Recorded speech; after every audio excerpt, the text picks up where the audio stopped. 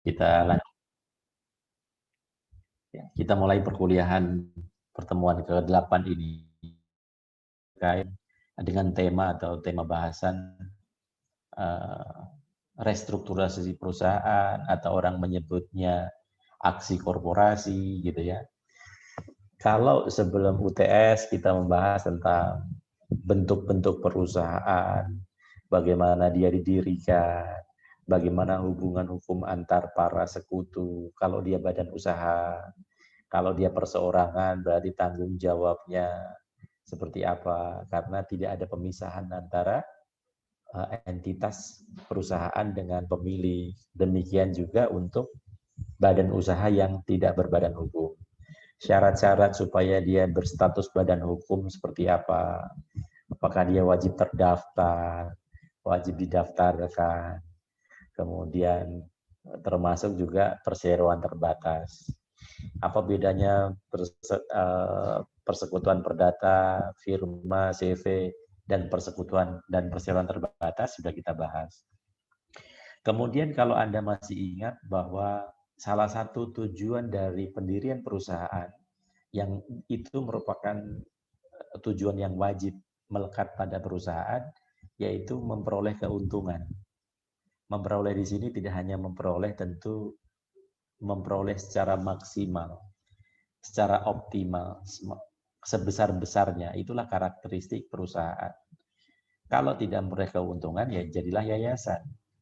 Jadilah non-profit organization. Gitu. Kalau perusahaan yang mencari keuntungan. Nah, dalam upaya ataupun dalam upayanya untuk memperoleh keuntungan tadi, perusahaan melakukan operasionalisasi, kegiatan operasional tiap hari. Yang namanya orang bisnis, perusahaan, kalau dia namanya dagang sepatu, ya dia harus melakukan tindakan-tindakan pembelian sepatu. Kalau dia industri sepatu, dia harus beli material bahan baku, dia harus membayar gaji karyawan, meng-hire karyawan, dan lain sebagainya. Maka itu ada tindakan-tindakan operasional perusahaan. Maka sebenarnya kalau misalnya mau lengkap hukum bisnis, di dalamnya ada hukum ketenagakerjaan juga.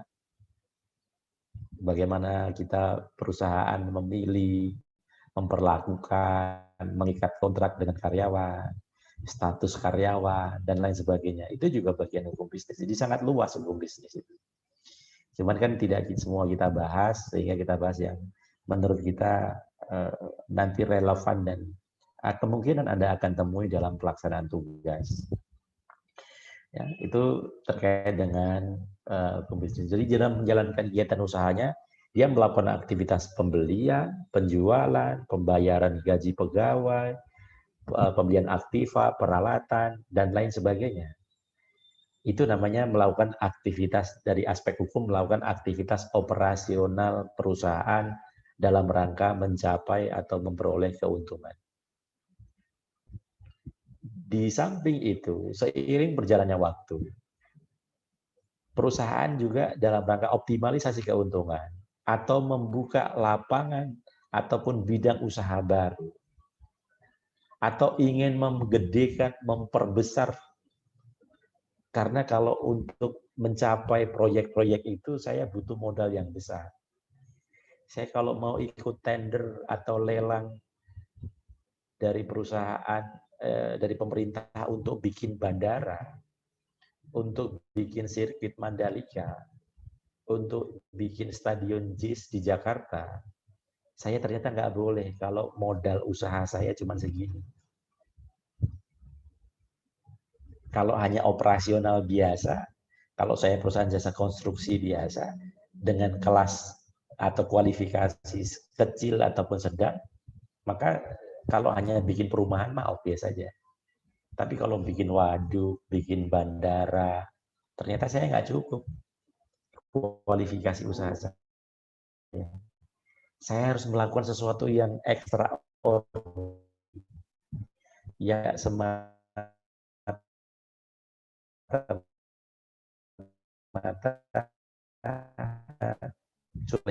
saja. Harus juga case yang lain. Saya utangnya perusahaan kita udah menumpuk, nggak mampu melunasi, daripada asetnya disita oleh kreditor, mending saya negosiasi ulang sama kreditornya. Gimana Pak, Bu, Mas, gitu kan? Artinya, hey Tuan atau PT X si kreditor, hey kreditor, saya situasi sekarang ini nggak memungkinkan. Kemarin kita hampir 2 tahun disuruh kalau buka kita kena sanksi, bukan hanya administrasi tapi juga pidana juga, bahkan sampai penutupan usaha. Saya nggak ada pendapatan sama sekali. Tapi kalau kalian mau ambil aset kita, toko kita, perusahaan kita, pabrik kita, padahal habis ini segmen kita, pasar kita masih cukup luas loh. Kalau kamu ambil, memang Anda punya hak untuk mengambil itu. Karena waktu saya utang, pabrik itu saya jaminkan sebagai jaminan pelunasan utang.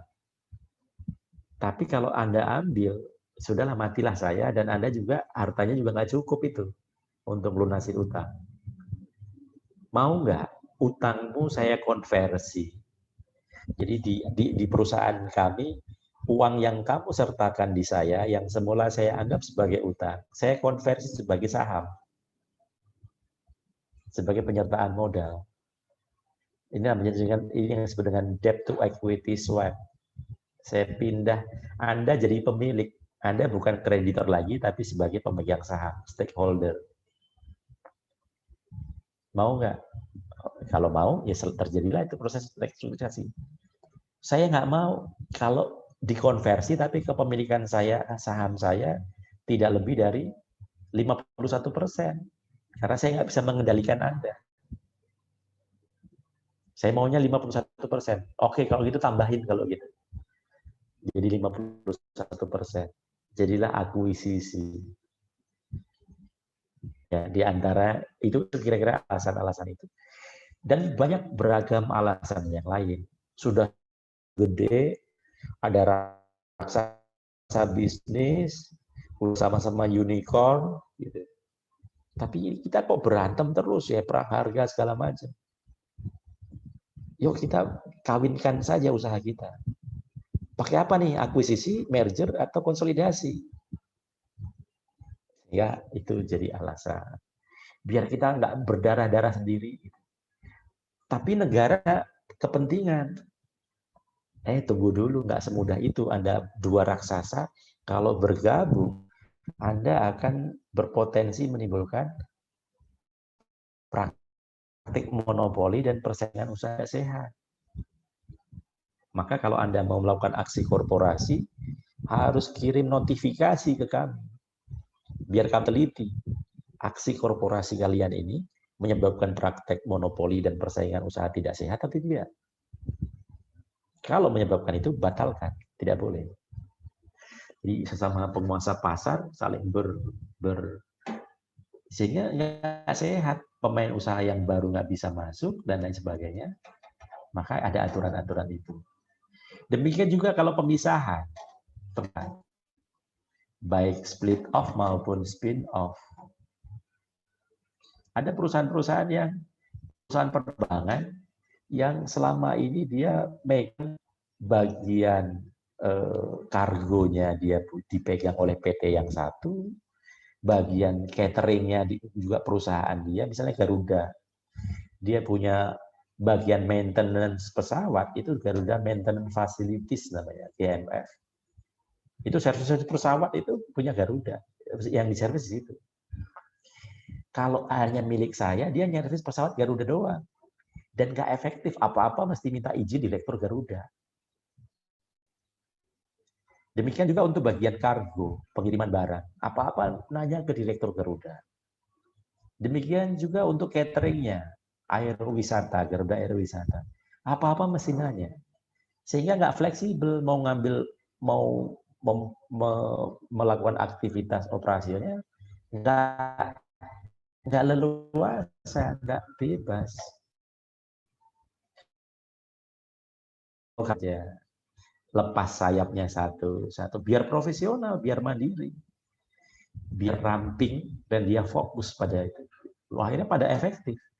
Daripada kegemukan, gitu ya, mending di split off.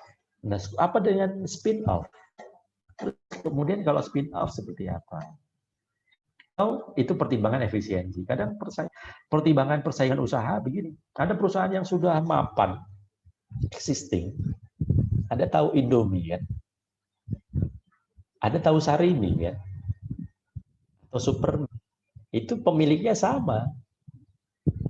Tapi ketika ada pemain mie instan masuk, kalau dia nurunin harga, maka prestige image-nya dia turun. Saya memang punya segmen yang ke sini. Kalau ada yang murah, yang mendekati saya bikin rasanya hampir sama dengan saya, harganya sama dengan yang murah tadi. Biarkan dia jalan berkompetisi. Anda tahu Aqua dengan Fit itu sama. Tapi kalau Aqua turun harga dengan Fit, biarkanlah Fit itu bersaing dengan Aguaria atau merek-merek Aqua yang merek-merek ada ria-rianya, Aqua, apalah Prima, bukan segala macam itu ya. Dia biarkan itu. Walaupun sumber airnya beda, yang satu pakai air pegunungan, yang satu pakai air tanah. Jadi Anda rasakan pasti ada bedanya itu. Air pegunungan pun pegunungan yang berbeda punya rasa yang berbeda. Makanya kalau Anda rasakan air minum itu tapi kondisinya lagi netral ya, nggak habis makan apa yang berasa, itu bisa bedakan. Terlepas dari itu, maka diperlukan langkah-langkah tadi, perampingan, dipecah, membelah diri, split off, atau cukup dipotong sayapnya, ekornya, divisi unitnya, atau karena aturan pemerintah. Misalnya dulu bank-bank syariah itu kan masih dikelola yang sama, bank syariah Mandiri, Mandiri Syariah, BNI Syariah, itu masih di bawah naungan Bank Mandiri, Bank BRI. Kemudian ada aturan OJK yang mengatur bahwa unit syariah harus dipisahkan, harus di split off. Maka pada misa-misa ada Bank Syariah Mandiri itu sudah bukan Bank Mandiri lagi. BRI Syariah juga begitu. Pada jadi bank, jadi PT-PT sendiri. Itu namanya di split off. Kemudian mereka merger sesama Bank Syariah itu menjadi Bank Syariah Indonesia. Begitu ya. Jadi itu aksi korporasi. Kenapa? Karena termasuk aksi-aksi yang extraordinary, bukan dalam rangka untuk mencari laba jual beli, menyerahkan jasa, mendapat bunga, enggak. Tapi sudah terkait dengan struktur kepemilikan perusahaan, makanya namanya restrukturisasi. Pemegang sahamnya jadi berubah. Ada hal yang strukturnya direstruktur, dikocok ulang, diubah, di komposisinya diubah. Itu namanya restrukturisasi perusahaan. Ya. Nah, salah satunya dengan cara apa? Dengan merger, dengan konsolidasi, dengan akuisisi. Sebenarnya tidak hanya ini. Termasuk juga tadi yang saya sebutkan ya, haircut, pemotongan utang, dengan konversi dari utang ke saham dan lain sebagainya, itu juga bagian dari aksi korporasi. Cuman kita akan bahas yang merger, konsolidasi, akuisisi, dan pemisahan. Di antara kelas 1507 ini ada yang sudah sempat membaca slide-nya? Kita diskusi dulu sebelum saya bahas satu-satu. Ada yang sudah sempat membaca belum? Apa yang Anda pahami dari materi kita hari ini? Silakan. Kalau ada yang ingin menyampaikan, apa yang sempat dibaca, di bagian mana, atau ada yang ditanyakan, silakan. Kalau ada yang diskusikan. Ada yang sudah sempat membaca? Pak, mau ya. Bertanya Ya. kali, Pak? Ya. Saya kan baca di bagian pengendali perusahaan terbuka sama pemegang saham kendali.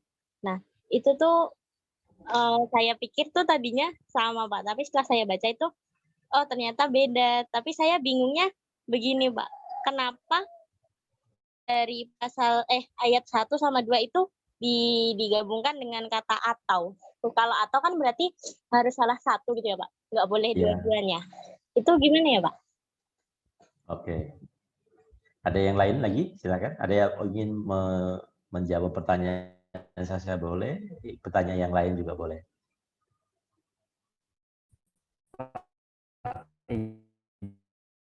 Pak, saya pengen berpendapat sih Pak dari apa yang saya baca ini Pak.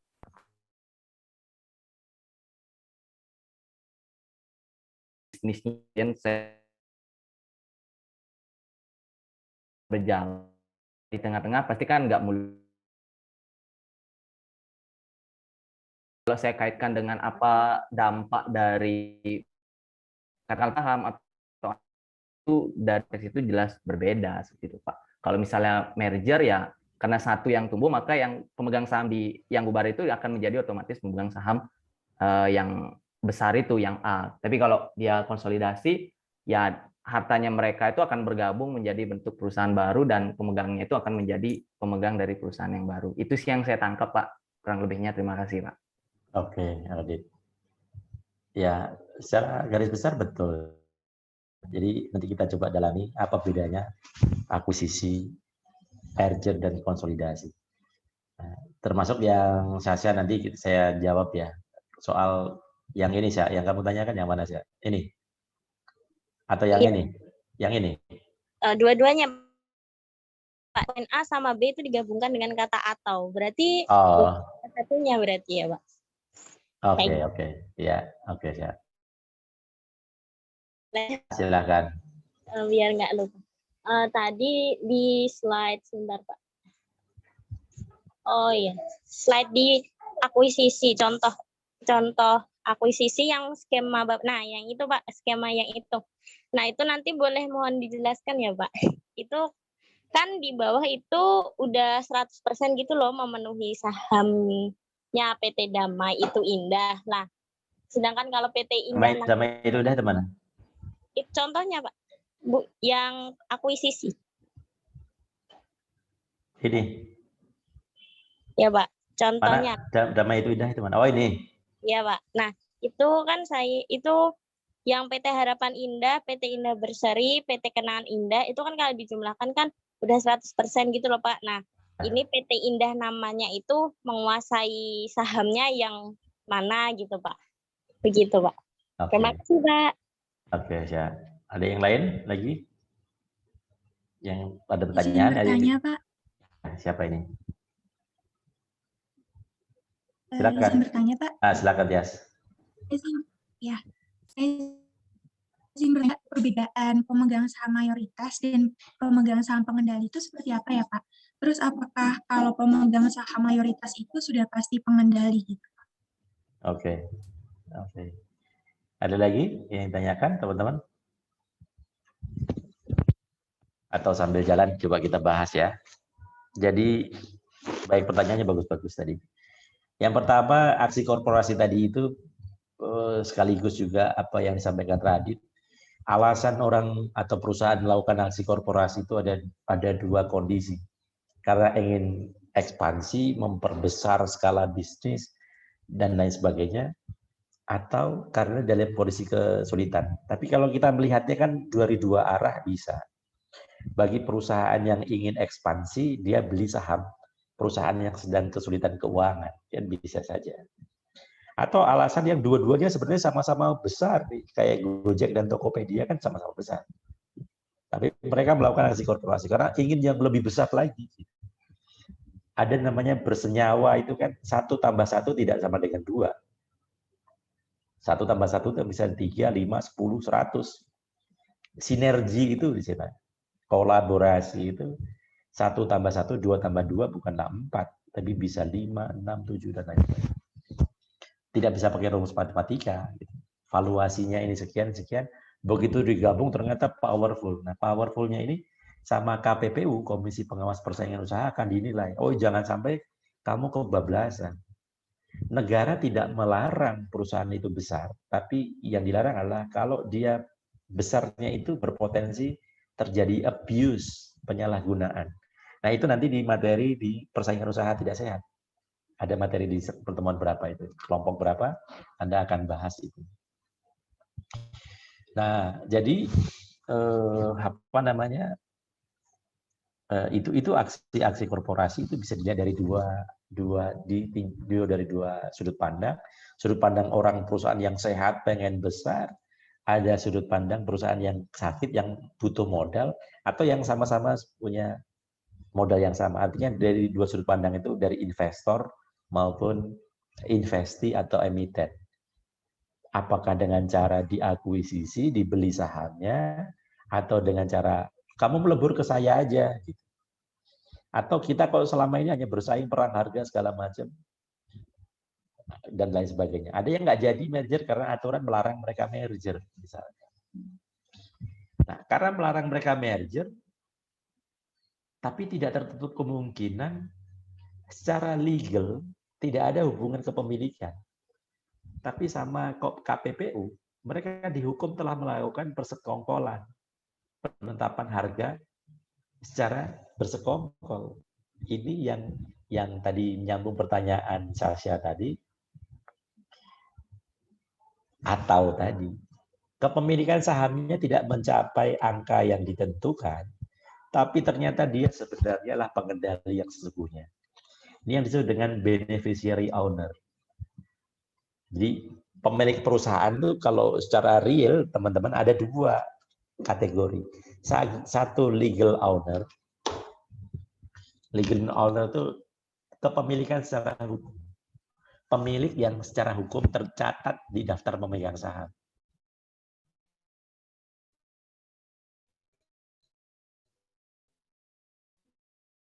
Legal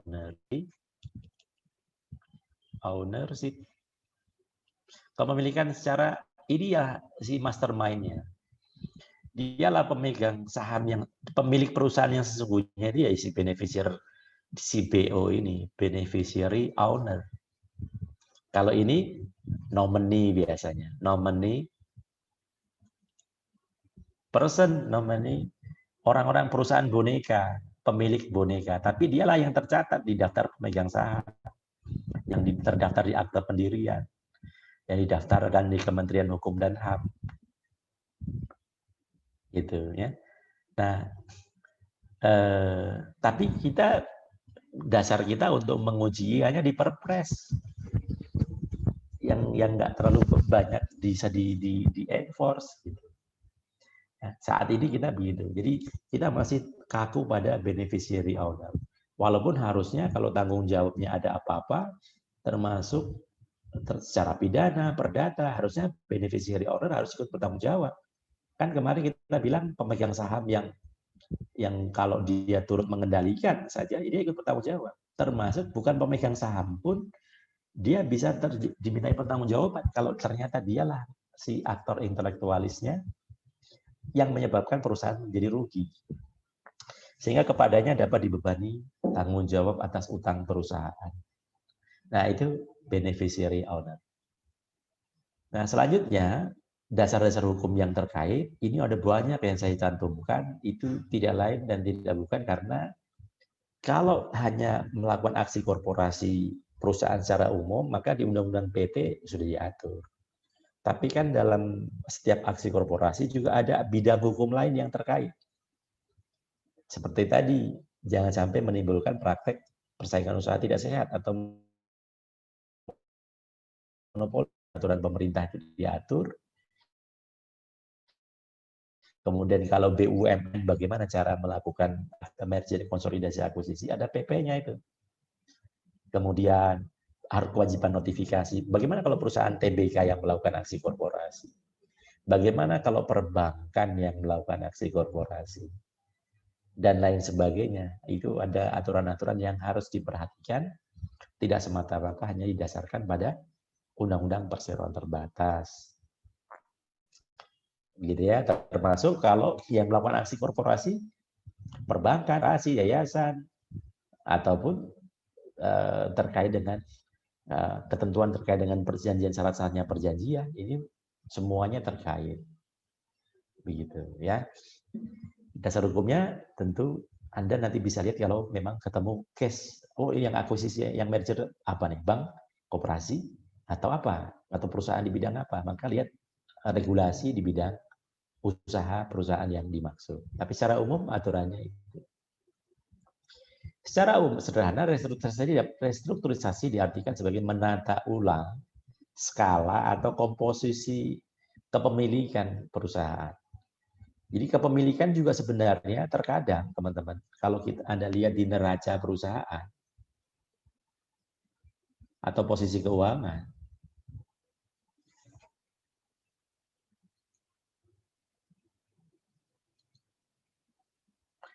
terkadang juga kepemilikan saham dari pemegang saham itu tidak selalu harus nampak di sini. Kadang dia melalui jalur ini sengaja.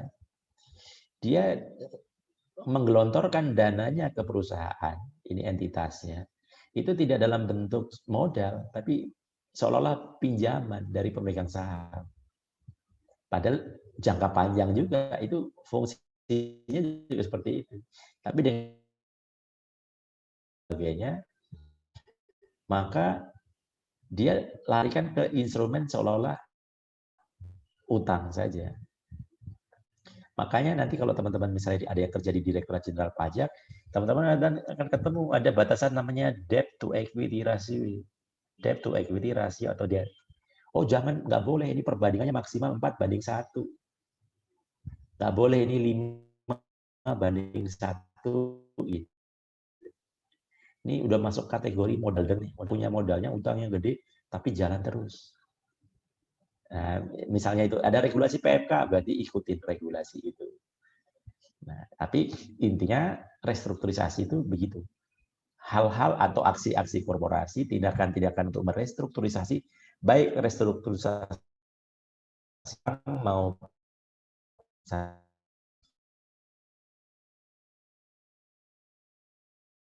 perusahaan. Karena kalau hanya jual beli saham biasa, maka itu bukan aksi korporasi namanya. Kita beli saham, kita perusahaan jual beli saham ini diperjualbelikan di pasar sekunder, itu hal yang biasa, bukan aksi korporasi. Tapi kalau kepemilikan atau sahamnya yang menyebabkan pengendalian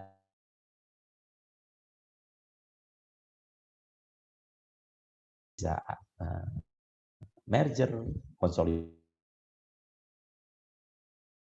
ulang, dinegosiasikan ulang. Ini kalau recording stop begini, nanti recordingnya keputus-putus nggak, teman-teman? Barusan ada notifikasi recording has stop.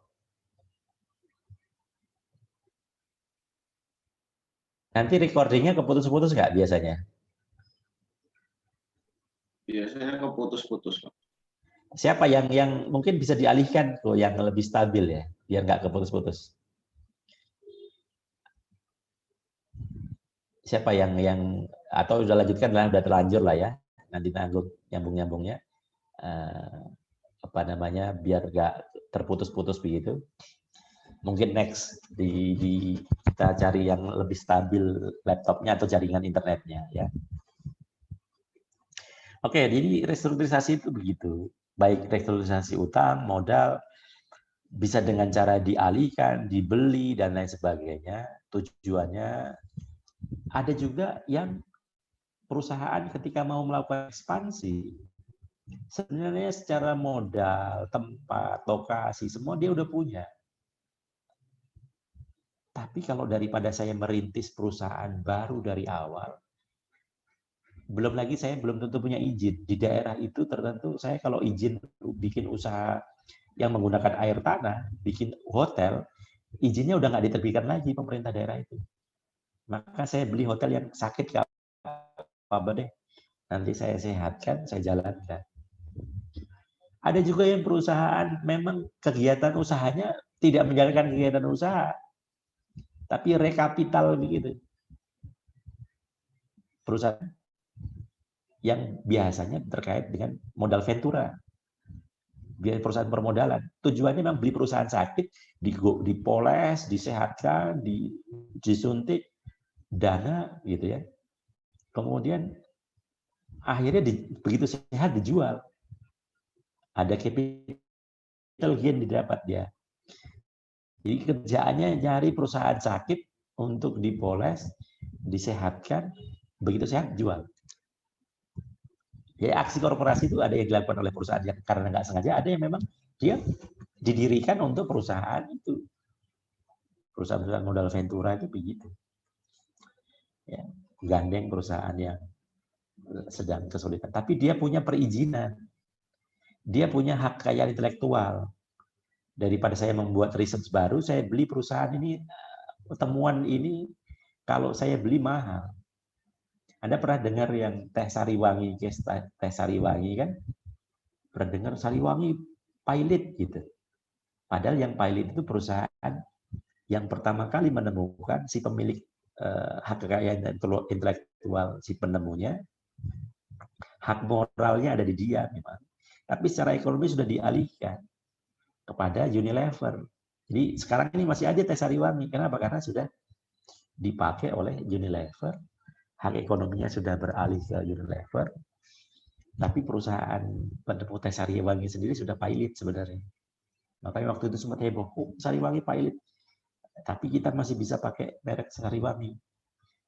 Nah, karena ada perusahaan-perusahaan yang dibeli karena mereknya, karena patennya, karena dia punya kekayaan intelektual yang mahal, yang daripada saya gandeng. Misalnya gini, saya dulu pernah nanya di kelas ini soal merek kecap, ya. Pernah dengar ya?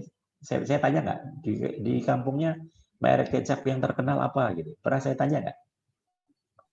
Belum, Pak. Apa di Tias tempatmu kecap yang paling terkenal mereknya apa, Tias? Yang jadi favorit di kampung? Biasanya kecap Bango gitu, Pak. Kecap Bango itu bukan. Kamu dari mana, Tias? Dari Sukoharjo, Pak. Jawa Itu Tengah. bukan kecap Sukoharjo. Siapa yang di daerahnya ada kecap khas yang semua kecap kan bilangnya kecap nomor 1. Kecap lele, Pak. Kecap lele. Sasha di mana, Sasha? Blora, Pak.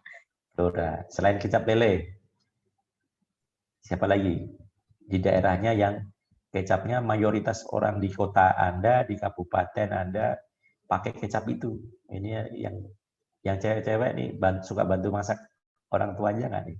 Pakai kecap apa biasanya? Kecap Damai, Pak. Kecap Damai dari mana, Nur Anggita? Dari Banyumas, Pak. Dari Banyumas. Itu favorit di sana? Iya. Oke, Banyumas Damai. Ada lagi kecap yang lain yang jadi favorit? Jadi masing-masing lidah orang kita itu ternyata beda-beda, teman-teman. Nggak bisa dipaksakan. Misalnya banyak toko-toko warung soto ya, soto. Saya ambil contoh soto Kudus deh. Soto Kudus itu kalau Anda makan ke soto Kudus, itu kecapnya pasti nggak ada mereknya, yang dia nggak akan menyajikan dalam bentuk botol yang ada mereknya, karena itu bagian dari rahasia rumah makan itu. Jadi pasti sudah di tempat tempat kecap sendiri. Kalau di Tangerang misalnya, di Tangerang itu yang sangat terkenal itu kecap namanya Sehat, kecap Sehat mereknya. Jadi kalau disuruh nyerasain kecap di Banyumas, kecap di Blora, kecap di Pare, Kediri segala macam, masing-masing lidahnya itu pasti akan bilang enak di. Jadi kecap itu salah satu identitas untuk mengetahui selera orang sini suka manis atau suka gurih atau suka yang seperti apa. Manisnya seperti apa. Jarang. Nah, anak-anak sekarang, generasi berikutnya, ternyata sudah nggak terlalu peduli sama itu. Dan Unilever ini termasuk, PT ABC ya? Sorry, ABC apa Unilever? Kayaknya Unilever, saya lupa. Dia butuh satu kecap yang dianggap bisa merepresentasikan, mewakili lidah orang seluruh Indonesia. Walaupun tidak mungkin dia jadi nomor 1. Akhirnya dibelilah kecap Bango itu. Coba nanti dicek ya, teman-teman. Dia ABC atau Unilever, saya lupa yang punya. Jadi dia beli perusahaan kecil-kecil itu daripada saya bikin baru, dan ini tesnya ini kayaknya di tengah-tengah nih, bisa merepresentasikan. Sehingga di seluruh Indonesia banyak kecap Bango bisa beredar, diterima di seluruh wilayah Indonesia. Tapi tetap saja di daerah-daerah tertentu orang tetap yang namanya enak ya kalau pakai kecap yang ini. Nggak laku tuh penggemar-penggemar rasa yang sejati di wilayah mana, pasti dia pakai kecap andalan di daerahnya masing-masing. Nah, itu juga aksi korporasi, dibeli perusahaan. Apakah boleh 100%? Nah, nanti itu pertanyaan saya tadi. Boleh nggak kita beli 100%? Kemudian pembelian saham yang berapa persen sehingga dia bisa dikategorikan sebagai pemegang saham pengendali. Ya. Kemudian apa yang dimaksud dengan pemegang saham pengendali? Batasannya berapa? Gitu, ya. Sama nggak dengan pemegang saham mayoritas? Nah, sekarang kita lanjutkan dulu. Tujuannya tadi menyehatkan perusahaan, menghindari kebangkrutan, memperbesar skala bisnis perusahaan, menguasai pangsa pasar untuk lokal asing daripada dia buka baru nggak tahu medannya, mending cari yang perusahaan udah sehat. Alibaba, kemudian Grab, kemudian perusahaan-perusahaan keuangan internasional, daripada bikin baru, beli perusahaan yang sudah jadi. Artis-artis Hollywood yang punya kelebihan dana, duitnya bingung mau taruh di mana, mau bikin warung kopi di Indonesia, daripada susah-susah dari awal, dibelilah Kopi Kenangan. Orang yang punya saham itu, artinya sudah nggak dengan pertimbangan itu, daripada merintis dari awal, belum tentu saya beli yang sudah jadi saja. Konsekuensinya apa? Harganya mahal. Tapi kan nggak ada resiko kegagalan bisnisnya kecil. Daripada merintis awal, gagal, belum tentu sukses. Gitu. Nah, jadi itu pertimbangan-pertimbangan. Memperluas pangsa ekspor. Demikian juga kalau kita keluar negeri. Daripada saya ini buka perusahaan baru, mending saya gabung, merger, konsolidasi, menguasai bahan baku. Nah, ini yang nanti kita bicara akuisisi atau konsolidasi atau merger dari hulu ke hilir, akuisisi vertikal. Kalau saya minimarket atau saya misalnya KFC atau McD, seringkali saya suka dipermainkan sama distributor atau vendor ayam. Kadang dibilang nggak ada ayamnya lah, kadang ayamnya kecil-kecil, kadang stoknya nggak bisa terjamin. Maka saya mending beli perusahaan peternakan ayam. Atau saya bikin perusahaan yang dia bagian distributor atau pemasok ayam. Biar apa? Biar stabil. Ini kalian kan banyak kan di luar Jakarta nih. Seringkali orang kita bertanya, di daerahmu lagi musim apa? Musim rambutan, musim durian, musim jeruk, musim duku, musim kelengkeng. Tapi kalau Anda ke Jakarta, di toko buah di Jakarta, itu tidak ada pakai musim-musiman. Setiap hari Anda mau beli apa saja ada di situ. Kenapa? Karena dari manapun dia ada, di seluruh Nusantara yang lagi musim, dia jual ke Jakarta. Kalau nggak ada, nasional nggak ada, dia impor dari luar negeri. Jadi ada terus, Anda mau cari apa saja juga ada. Tapi bagaimana supaya pasokan itu tetap terjamin? Dia ikat kontrak dengan perusahaan-perusahaan vendor. Anda tidak boleh jual ke tempat lain selain ke saya. Karena kalau Anda jual lain, nanti pas saya butuh, saya kosong, reputasi, toko itu nggak lengkap. Jadi itu buahnya nggak banyak. Maka dia harus menjaga itu. Daripada saya mengikat kontrak, apalagi sekarang di era fintech ini semakin terbuka kan, semakin terbuka. Ternyata kenapa perusahaan-perusahaan aplikasi-aplikasi penyedia aplikasi itu, marketplace itu, dia berani bakar-bakar uang, ngasih diskon sedemikian besar, ternyata ada sesuatu yang sangat harta karun yang terkandung di dalamnya. Apa itu? Ada yang tahu? Ini kalau mau bikin valuasi KTTA yang begini-begini kan keren. Kan? Berapa nilai perusahaan merger, sehingga siapa yang nanti akan jadi leader perusahaan, siapa yang jadi leader, direktur utama, siapa yang tidak, sahamnya berapa persen porsimu, dan seterusnya. Karena sama-sama gede misalnya. Nah, tadi perusahaan fintech tadi, karena dia punya database. Di awal-awal, seolah-olah para pelaku UMKM senang, tertolong dengan marketplace yang ada. Orang bisa langsung pesan ke saya. Tapi apa yang terjadi? Ternyata datanya masuk ke semua marketplace. Marketplace sudah tahu, oh selera masyarakat Indonesia itu yang namanya sate, itu sate yang begini. Yang namanya baju, itu baju yang begini. Yang namanya dimsum, itu dimsum yang begini rasanya. Yang namanya sepeda, itu sepeda yang begini. Database-nya ada semua. Dan ini terkonfirmasi, ini ada cerita menarik. Kebetulan Pak Eri, mantan Kaprodi kita, beliau kan sekarang di Satuan Pembangunan Unit Pembangunan Karakter Mahasiswa di yang asrama itu kan Pak Eri di mengelola apa namanya di bagian itu. Itu Pak Eri punya catatan, teman-teman. Bayangkan hanya pakai miniatur skala mahasiswa yang diasramakan itu. Berapa orang sih itu, berapa ratus orang gitu kan. Tapi bisa dapat data, karena mereka kan nggak boleh keluar rumah. Jadi semua belanjaan itu terdata, berapa, dia beli apa dalam minggu itu semua ada. Siapa yang beli wedang ronde, siapa yang beli itu, beli ciki, beli indomie, beli apa, beli makanan tradisional, itu ada semua tuh. Udah ngumpul tuh berapa top 10-nya itu apa saja. Kan akhirnya dia memasak. Itulah makanya kalau Anda lihat di Indomaret, di Alfamart, pernah lihat gula mereknya Indomaret. Kacang mereknya Indomaret, kacang sukro mereknya Indomaret. Sejak kapan Indomaret produksi kacang? Akhirnya dia apa? Daripada saya beli kacang ke merek-merek terkenal, margin saya tipis, saya beli perusahaan kacang yang saya yakin perusahaan ini bisa bikin kacang dengan rasa yang sama. Bikin kue dengan rasa sama, dan itu punya saya akuisisi.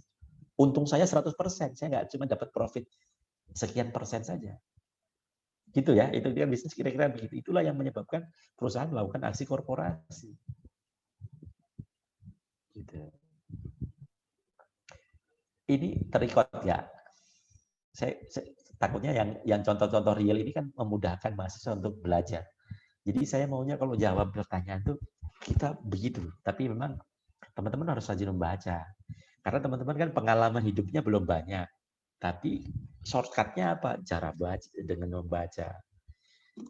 Dan itu saya berharap kalau jawab ujian itu ada contoh. Nah, itu ya kenapa aksi korporat, termasuk juga regulasi. Nah, tadi persyaratan regulasi, contoh bank-bank syariah itu tidak boleh lagi dikelola oleh satu bank dicampur dengan bank konvensional yang masih menerapkan regulasi ketentuan tentang bunga. Jadi harus dipisah, makanya dilakukan split off. Jadi banyak sebab perusahaan melakukan aksi korporasi. Gitu ya, ada yang memang ada saat itu ada pemerintah dalam rangka menyatukan bank-bank BUMN, mewajibkan semua harus melakukan aksi korporasi, merger, konsolidasi, akuisisi. Nah, itu ada juga karena regulasi.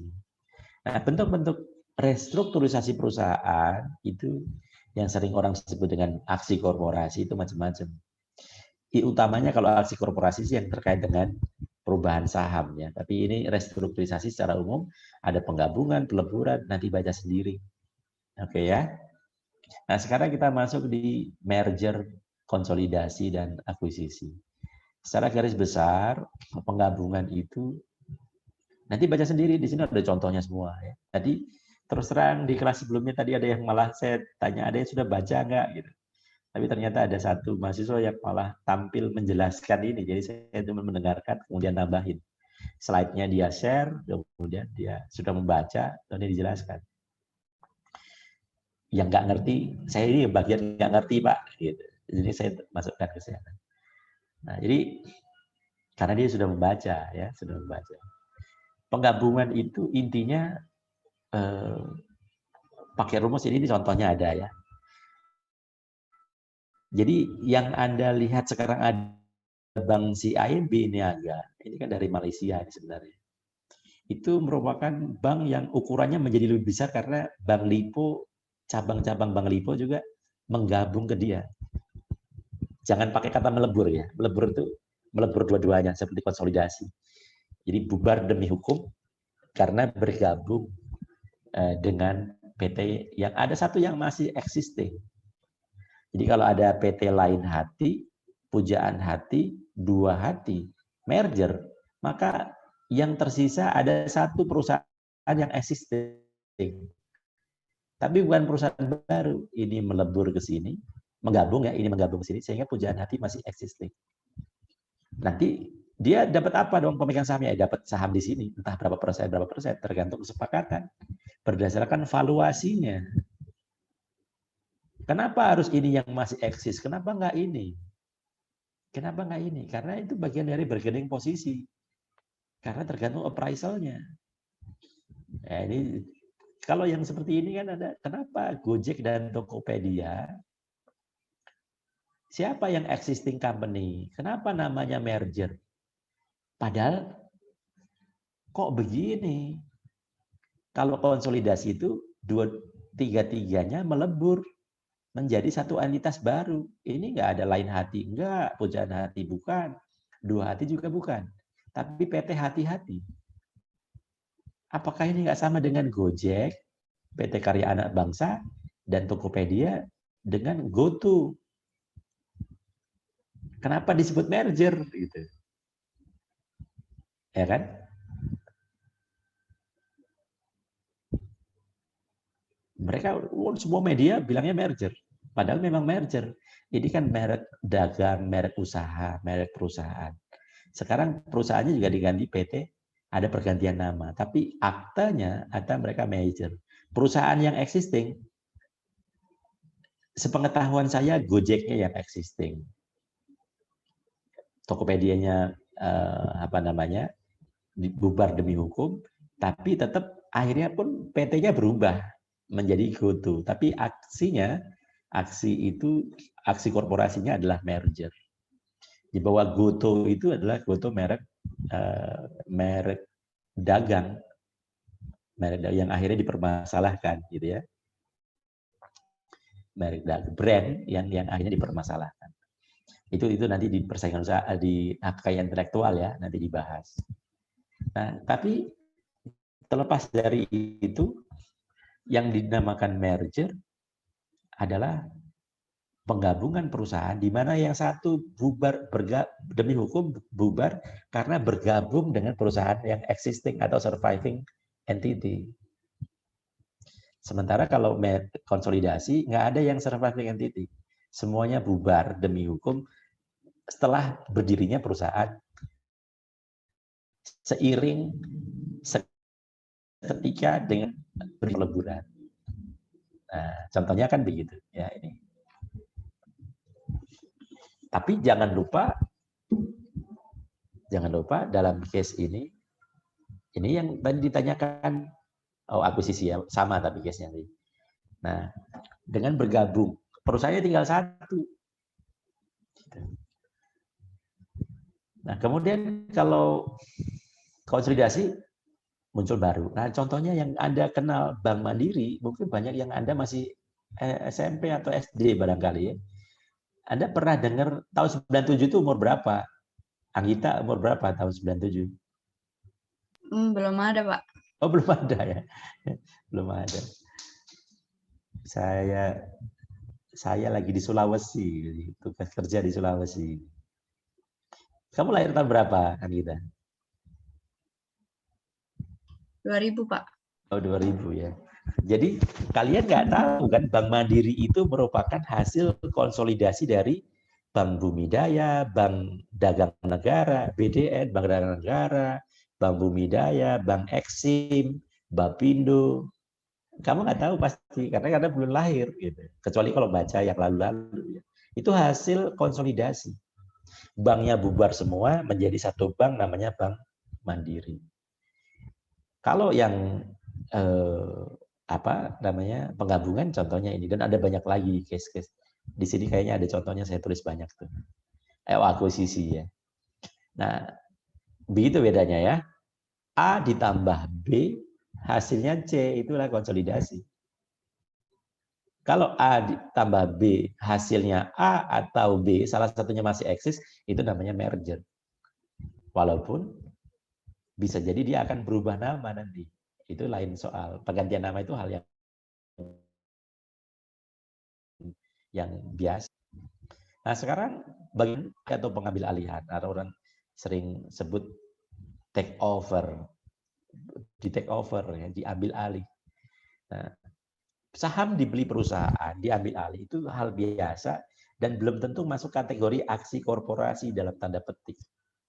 Dia masuk kategori akuisisi kalau pengambil alihan tadi menyebabkan beralihnya pengendalian dari entitas yang dibeli. Nah, batasannya berapa di Undang-Undang PT? Dibilang ya 51%. Ke atas itu terjadi pengendalian, peralihan saham pengendali itu kalau 51%. Sehingga kalau di bawah itu namanya bukan akuisisi, tapi pembelian saham biasa. Nah, akuisisi ini ada yang bentuknya itu akuisisi atau sifatnya ya horizontal, vertikal, horizontal, ataupun konglomerasi, nggak ada hubungan sama sekali. Vertikal itu seperti tadi saya contoh, dari hulu ke hilir dikuasai semua sama dia, dari proses impor, produksi, sampai dengan ke pedagang besar, wholesaler, distributor, sampai retailer, itu jalurnya dikuasai semua. Dia pegang, dibeli saham-sahamnya perusahaan itu. Saya biar bisa mengendalikan harga. Atau kalau supplier, saya kalau punya usaha perkebunan sawit, saya kalau nggak bisa menguasai suplai pupuk misalnya, yang terkait dengan proses produksinya, atau bibit, perusahaan bibit, suka nggak dapat bibit misalnya, padi juga gitu, pertanian, maka dibelilah perusahaan suppliernya. Biar ada jaminan kepasokan. Ya, motif orang kan kadang murni biar ada jaminan pasokan, ingin memonopoli, biar dia nggak jual kemana-mana, biar orang usahakan begitu, ya itu yang sampai dengan distribusinya, biar dia bisa mengendalikan harganya. Kalau saya naik turun segala macam, saya jual dia, biar dia nggak bisa menjual produk milik orang lain. Tapi Komisi Persaingan Usaha sebagai wasit, hati-hati kalau Anda bikin akuisisi vertikal, baik akuisisi saham maupun Anda bikin aturan atau perjanjian yang menyebabkan timbulnya atau terjadinya praktik monopoli. Hati-hati, Anda akan kami kena sanksi. Contohnya apa? Saya udah pernah cerita, kasih contoh Aqua versus Le Minerale belum di kelas ini. Aqua versus Le Minerale, akhirnya Aqua dikenakan sanksi 25 miliar atau 30 miliar sama KPPU. Pernah nggak? Belum, Pak. Belum. Nah, jadi Le Minerale Aqua bikin perjanjian dengan para distributor air minum seluruh Indonesia yang mengatur, yang menyepakati bahwa kalian tidak boleh menjual air minum dalam kemasan selain merek Aqua di seluruh Indonesia. Le Minerale datang belakangan. Dia mau jual lewat agen-agennya Aqua, ditolak semua karena penjualnya ini takut sama Aqua. Kenapa? Kalau enggak, hubungan distribusinya diputus. Kalau tidak, bonus-bonus, diskon-diskon harganya enggak dapat. Sehingga perjanjian ini dianggap menimbulkan praktek monopoli dan persaingan usaha tidak sehat. Pemain pasar baru nggak boleh masuk. Maka Akhirnya dibawalah ke sidang di Komisi Pengawas Persaingan Usaha, dan Aqua dikatakan bersalah, nggak boleh. Jadi harus dibatalkan untuk perjanjian, Le Minerale harus boleh menjual itu. Walaupun dalam konteks yang lain, ada juga perjanjian-perjanjian eksklusif begitu yang nggak masuk ke dalam persaingan usaha. Misalnya, nanti boleh kalian jadi contohkan juga ya. Kalau di tempat, ya tadi perjanjian eksklusif tadi ya, supplier untuk sayuran, buah-buahan yang kita kontrak eksklusif, Anda nggak boleh jual ke yang lain.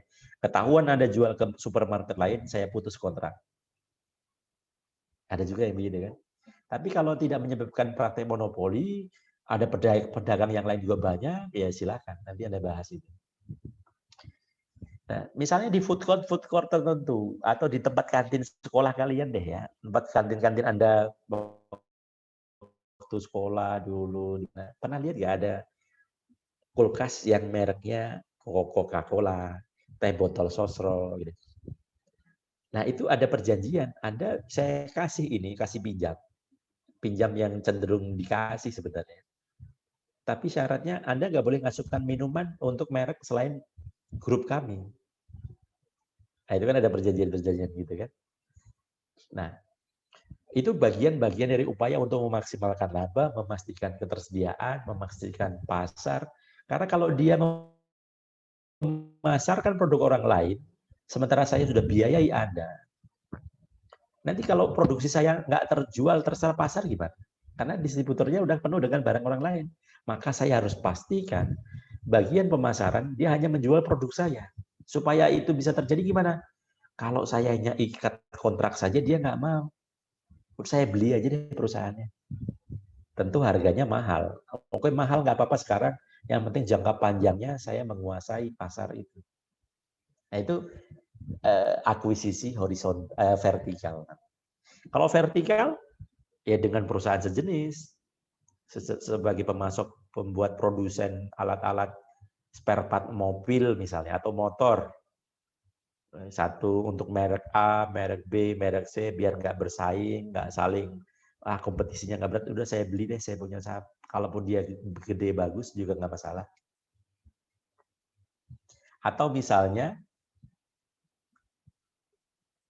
mungkin Anda akan melihat Gojek dan Grab itu perusahaan yang saling bersaing. Tapi tahukah Anda bahwa pemegang saham keduanya itu orang yang sama juga punya saham di dua-duanya? Gitu. Itu horizontal. Di antara perusahaan tiket.com, Traveloka, dan segala macam, Blibli.com, Blibli, kemudian Lazada, dan itu pemegang sahamnya banyak yang orang yang sama. Disebar dia. Jadi kalaupun besar sini ya nggak masalah. Mereka silakan manajemennya bersaing, banting-bantingan, berdarah bersaing dalam kompetisi.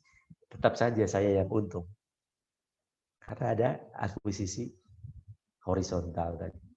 Nah, kemudian kalau konglomerasi itu malah nggak ada hubungannya apa-apa.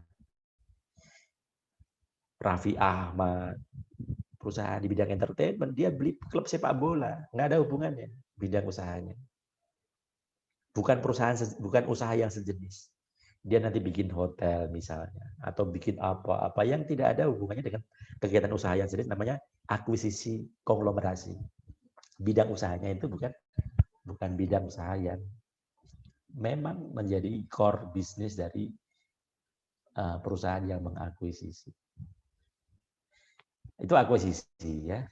Nah, akuisisi itu ada yang akuisisi saham atau akuisisi aktiva ataupun kombinasi, dan secara bertahap ini prosesnya. Apa bedanya akuisisi saham dengan akuisisi aktiva? Ini kan neraca, PTA. Saya mau beli saham PTA. Ini aset, ini utang, ini ekuitas. Saya mau beli sahamnya deh, misalnya. Ini Imam. Mau beli saham. Kalau saya beli saham, berarti saya beli asetnya dan utangnya. Karena apa? Perusahaan itu jadi milik saya. Milik tanda petik. Jadi saya asetnya milik saya, utangnya pun milik saya. Tapi kalau saya nggak yakin, saya nggak mau urusan sama utangnya dia deh. Kadang juga laporan keuangan saya nggak yakin, jangan-jangan nggak semuanya tersaji di situ. Saya beli asetnya aja. Ada perusahaan yang pabriknya bagus, tapi saya nggak tahu di belakang kok kayaknya ini pabrik. Lokasinya bagus, rumah makan, lokasinya bagus, di tempat yang istimewa, utama gitu ya. Rame gitu. Tapi kok kenapa perusahaannya rugi terus? Oh ternyata dia punya banyak utang segala macam, pengelolaan nggak manajemen. Oke saya nggak mau beli manajemennya deh. Saya mau beli rumah makannya saja. Ini sumber utama perusahaan, maka saya akuisisi namanya. Akuisisi aset. Saya nggak mau akuisisi saham. Karena kalau saya beli saham, saya punya perusahaan itu, saya ikut menanggung utang ini yang saya nggak jelas. Peruntukannya berapa segala macam. Saya nggak mau ikut-ikutan, saya mau beli asetnya saja. Nah, ini namanya akuisisi aset. Berapa valuasinya? Bikinlah KTTA yang begitu. Perbandingan kalau valuasi aset dengan akuisisi aset dengan akuisisi saham. Mana plus minusnya? Berapa? Nah, itu baru penilai sejati. Bukan administrator penilai. Kecuali kalau Anda kuliahnya jurusan administrasi penilaian. Nah, Anda penilai. Bukan administrator penilai. Sehingga janganlah bikin KTTA yang sifatnya bagaimana prosedur penerbitan, prosedur administrasi. Enggak dong. Dibikinlah sehingga keluar angka-angka, keluar ilmu penilaiannya itu keluar. Baik properti, bisnis, ya, maupun penilaian-penilaian yang lain.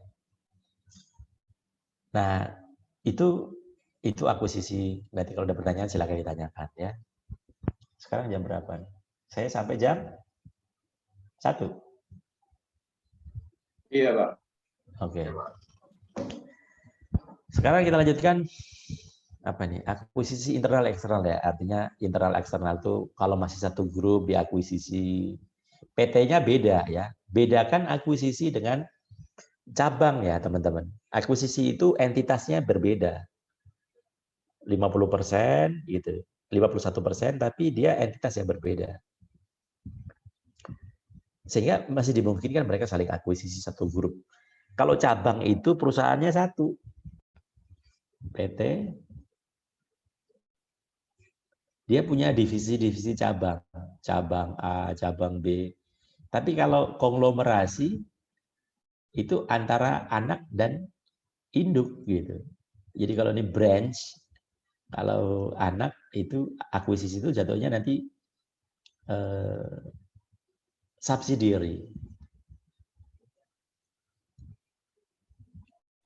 Kalau yang horizontal ini namanya sister company. Sister company. Yang tadi ya, misalnya Traveloka dengan tiket.com, ini pemiliknya, pemegang sahamnya juga misalnya orang yang sama misalnya.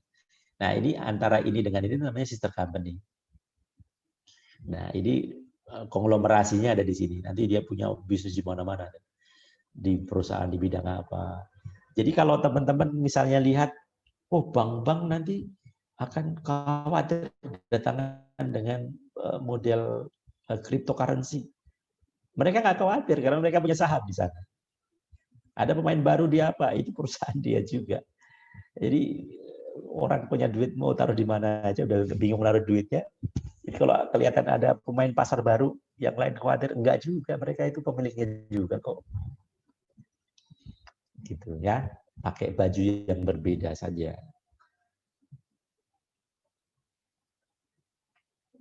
Oke ya. Nah, itu internal eksternal. Contohnya ada semua ini, ada baca sendiri ya. Saya juga lupa itu nulisnya dulu 2 tahun yang lalu saya nulis begini, tapi baca ulang saja. Contoh Pizza Hut dengan apa itu? Akuisisi. Saya lupa. Terbaca aja ya sesuai dengan di slide.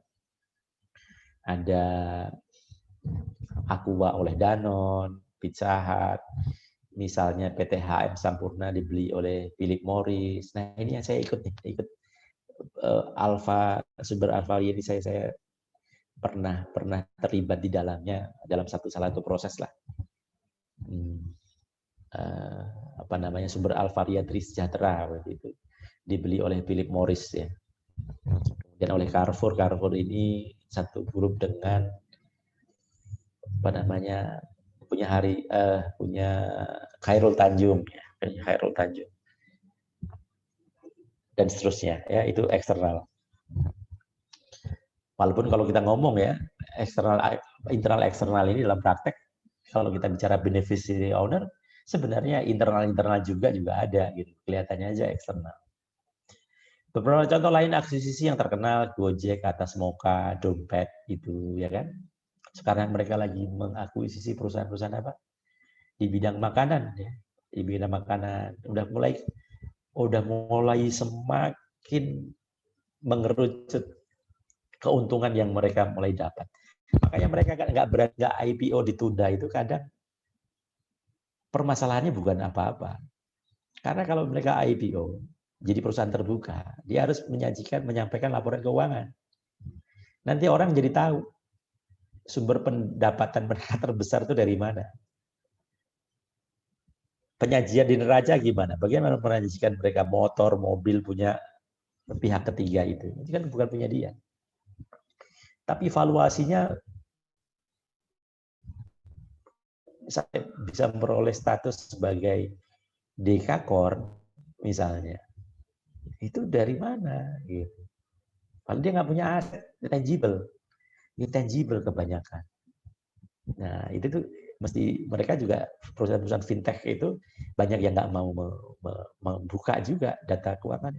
Sehingga kalau nyari data itu nggak bisa. Makanya tadi saya Gojek sama Tokopedia yang tahu itu hanya kedua belah pihak, KPPU, Dirjen Pajak, sama Tuhan. Gitu. Selain itu nggak tahu. Saya juga hanya memprediksi. Saya sudah nggak di DJP soalnya. Jadi saya nggak bisa punya akses. Kalaupun punya akses juga, saya nggak boleh mengungkapkan di publik. Tapi dari yang saya sekilas baca di beberapa dan tebakan saya, yaitu Gojek yang jadi existing atau surviving entity. Selebihnya mereka merubah nama, berganti nama. Jadi bukan PT Karya aplikasi karya anak bangsa ya, iya. Bukan itu. Sekarang namanya PT Gojek GoTo, saya lupa tuh. Ada nanti teman-teman cari aja. Mereka namanya PT-nya baru. Tapi aksinya merger, ya, bukan konsolidasi. Mentang-mentang namanya baru, bukan berarti harus dilihat karena prosesnya berbeda. Yang salah satu bubar, yang satu tidak, itu merger. Kalau konsolidasi dua-duanya bubar membentuk PT baru. Kalau ini enggak. Dan ini saya pernah ketemu kasus, teman-teman. Kelas tadi pagi juga saya cerita ya. Ada satu Pemda yang pada saat itu minta pendapat gitu ke saya ditugaskan dari kantor untuk membantu itu Pemda. Jadi Pemda itu ditanya sama kantor pertanahan setempat. Ada perusahaan sawit besar itu dari Malaysia yang sedang mau mengelola puluhan ribu hektar. Satu izin usahanya saja IUP-HHK, izin usaha pengelolaan pemanfaatan hutan hutan ya. Itu 35.000 hektar. Belum lagi yang di tempat-tempat lain. Pada saat itu ada permohonan di kantor pertanahan terkait dengan perubahan nama dari perusahaan pemegang HGU yang lama ke perusahaan pemegang HGU yang baru. Hak guna usaha. Nah, kantor pertanahan nanya ke Pemda, ini pergantian nama ini masuk kategori yang terutang BPHTB, biaya perolehan hak atas tanah atau bangunan atau tidak? Karena kalau memang tidak, saya butuh penegasan gitu. Kantor pertanahan ngomong gitu tuh, bersurat begitu ke Pemda. Maka dia hanya dikenakan biaya PNBP 50.000 saja. Tapi kalau terutang ini sampai miliaran. Nah, orang Pemda kan ya artinya tidak memahami konsep ini. Karena begini teman-teman, antara konsolidasi, merger dan akuisisi, konsolidasi dan merger itu terutang BPHTB, pengalihan HGU-nya. Tapi akuisisi enggak. Akuisisi tidak terutang. Gitu ya. Nah, ini ceritanya akuisisi atau bukan nih, kan gitu permasalahannya. Akhirnya saya bikinlah uraian, saya bikin analisis, saya tunjukkan sama Pak Kepala Dinas, pada saya termasuk Pak Bupatinya juga, minta persetujuan. Saya bilang, ini secara hukum, secara legal, ini akuisisi. Tapi secara substansi, ini bisa masuk kategori konsolidasi terselubung. Dia pura-pura akuisisi, tapi padahal sebenarnya konsolidasi. Tapi siap-siap, nah akhirnya gini, siap-siap. Ini kemungkinan di-challenge oleh si pemegang hak ini, HGU ini, sangat besar. Maka saya minta dipertemukan dengan Biro Hukum Pemda tersebut. Saya ngobrol, ini begini Pak, potensinya sekian, bisa juga ini bisa ditafsirkan begini-begini. Tapi kalau kita mau mengenakan ini BPHTB, ya kita dapat BPHTB-nya itu. Tapi potensi di jalan digugat nanti begini. Siap nggak kira-kira tim Biro Hukum stamina-nya? Stamina itu waktu, biaya, harus sabar beracara di pengadilan itu kan capek. Oh, bolak-balik segala macam. Nah, jawaban dari Biro Hukumnya, kebetulan kami lagi nggak banyak pekerjaan, Pak. Jadi energi kami cukup banyak kan. Oh ya sudah, jalan. Dan benar diterbit, gitulah suratnya, ditagih, langsung pembelanya, dan saya udah nggak di situ lagi. Saya dikirim surat, Pak, kita disomasi sama PT yang kemarin. Oh gitu ya, terus gimana? Bla bla bla. Oke, tapi lagi kita mau bikin jawab somasinya, bla bla. Tapi nggak lama saya dengar kabar, Pak, somasinya dicabut dan pengacara yang mensomasi kita dipecat oleh perusahaan. Kenapa? Karena ini perusahaan asing. Jadi teman-teman, nanti teman-teman juga akan ketemu, terutama perusahaan-perusahaan Eropa, Amerika. Ini perusahaan Malaysia. Itu ada satu prinsip yang mereka pegang teguh. Jangan sampai berkonflik atau bersengketa hukum dengan government. Jadi setelah dihitung ulang, meskipun nanti kalau di pengadilan itu pengacara yang tadi juga punya dasar hukum, memang nggak bisa juga serta-merta ini saya anggap sebagai konsolidasi terselubung, nggak bisa juga memang. Tapi itu upaya kita bahwa ini kami curiga. Jadi tetap saja kontraknya apa bunyinya, aktenya akta merger atau konsolidasi, tetap itu harus dipegang juga. Tapi kalau pemerintah ngerasa sebenarnya Anda nggak begitu, nah itu kan bisa juga, gitu. Sepanjang dia siap untuk digugat.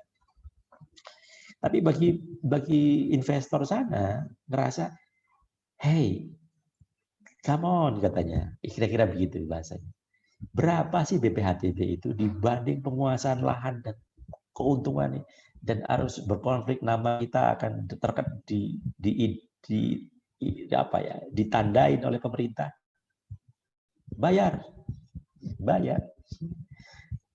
Jadi itu bisa terjadi. Gitu ya. Jadi contoh, nah kayak gini kan teman-teman yang bisa kalau teman-teman sudah praktek, nanti teman-teman akan banyak ketemu case-case begitu ya. Secara hukum begini, prakteknya begini, tapi teman-teman harus sadar, harus tahu ini konsekuensinya. Saya makanya sudah dengan penuh kesadaran saya minta ketemu dengan Biro Hukum di Pemda itu, saya bilang ini akan ada potensi kita digugat gitu. Dan benar disomasi gitu. Tapi akhirnya udah enggak ya. Tapi kira-kira begitu. Nah, nanti teman-teman juga akan ketemu hal yang begitu di bidang yang lain ya, kalau misalnya berkaitan dengan perusahaan. Nah, ini tadi yang ditanyakan Sasha, apakah yang dimaksud pasal 7 ini saya lekatkan terus itu pasal 7 ayat 5 terutama terkait dengan kepemilikan tunggal. Boleh nggak akuisisi tadi? Akuisisi kan A ditambah B, jawabannya tetap A dan B masih eksis. Bukan atau, tapi dan. Karena antara perusahaan yang mengakuisisi ada, ini juga masih ada. Nah, yang PT Indah namanya bisa dianggap melakukan akuisisi kalau dia beli sahamnya di sini 51% ke atas. Jadi kalau dia hanya beli yang saham dari Kenangan Indah saja 20%, sehingga Kenangan Indah kehilangan sahamnya, dia cuma 20%, namanya pembelian saham biasa. Bukan akuisisi. Tapi kalau dia beli ini plus ini, sehingga dia dimilikinya 80%, saham pengendali. Dia punya masuk kategori akuisisi namanya. Dan dia harus mengirimkan notifikasi ke KPPU. Biar dicek sama KPPU. Ini menyebabkan akuisisi Anda, dengan begitu damai itu Indah, Anda jadi monopoli nggak? Kegiatan usahanya jadi termonopoli nggak? Anda punya usaha apa, ini apa, orang lain jadi nggak bisa masuk lagi ke sektor itu. Nah, kira-kira itu. Nah, itu yang pertama. Jadi, akuisisi terjadi kepemilikan sahamnya lebih dari 51%. Kemudian, saya juga nanya, bagaimana dengan perusahaan terbuka? Oh, ternyata perusahaan terbuka itu aturan di EPOJK bukan 51%, 50% pun, 50% plus, gitu ya, dianggap sebagai saham pengendali. Berarti dianggap akuisisi juga, itu sudah. Untuk perbankan, ternyata 25% itu dianggap sebagai saham pengendali. Maka itu dianggap sebagai akuisisi juga karena dia telah mampu, dia mengendali, dialah si pengendali dari perusahaan entitas yang dibeli. Dan ada atau kurang dari 50%, tapi dia punya hak suara dari jumlah hak suara, tapi dapat dibuktikan dari pengendalian perusahaan atas bank baik secara langsung maupun tidak langsung. Yang pertama saya akan bahas tadi beneficiary owner tadi. Secara legal dia bukanlah pemegang saham yang terdaftar, tapi ternyata dia yang menguasainya, yang mengendalikannya. Apa-apa minta pendapat dia. Segala aktivitas bisnisnya minta dia. Atau karena ketergantungan suplai. Jadi dia nggak pakai pemegang saham, tapi dialah yang menentukan hitam putihnya di perusahaan ini. Ada satu contoh kasus. Saya nggak sebut nama, tapi kalau Anda cek, ini pasti karena nggak banyak di bidang peternakan ayam. Dan ini sempat mencuat kemarin. Di KPPU juga diperiksa, ini ada perusahaan pakan ternak. Saya nggak sebut namanya, tapi kalau mencari pakan ternak terbesar di Indonesia, ya inilah. Ini perusahaan peternakan di rakyat ini, peternakan rakyat ini, pola inti plasma ini, bekerja sama. Ini kalau perjanjiannya itu dia pemasok utama, bibit, pakan ternak, tapi nanti dia hasil ternaknya harus dijual ke dia. Oh ya, oke, Adil. Harus dijual ke dia. Sebenarnya ini masuk kategori pengendali. Ini sengketa ini banyak. Saya pernah diminta jadi ahli di bidang ini terkait dengan ini. Ini masuk kategori ini punya dia, terselubung atau tidak nih gitu. Karena banyak peraturan terkait, peraturan Menteri Pertanian segala macam. Nah, ini gimana motongnya ini, polanya? Pola plasma inti itu memang ada. Tapi apakah dia bisa masuk kategori ini, yang saham pengendali atau perusahaan pengendali? Sebenarnya iya. Jadi, tapi pembuktian hukum di pengadilan itu nggak mudah. nggak mudah. Jadi kalau ini mau kalau ditanya apakah terjadi piercing misalnya, iya, karena yang menentukan hitam putihnya dia. Tapi ini entitas yang berbeda. Yang jadi masalah ada peraturan Menteri Pertanian yang menaungi pola hubungan itu.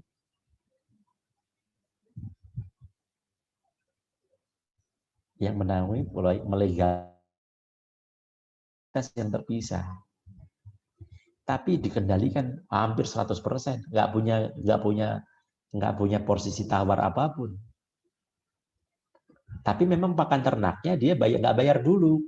Ketika dia beli pakan ternak, ya udah kasih makan. Begitu hasil ternaknya nanti dijual, dipotong harga pakan ternak tadi. Dia keuntungannya. Jadi kalau kita mau substansinya ini kayak perusahaan ini nyewa, ngasih fee orang untuk beternak. Ini peternakan punya dia, kamu kelola ya, nanti saya kasih honor. Seolah-olah kayak begitu. Karena pakan ternaknya dia yang ngirim, nggak perlu bayar dia. Nanti dikirim ke sini. Nanti ada akan ketemu case yang realnya begitu.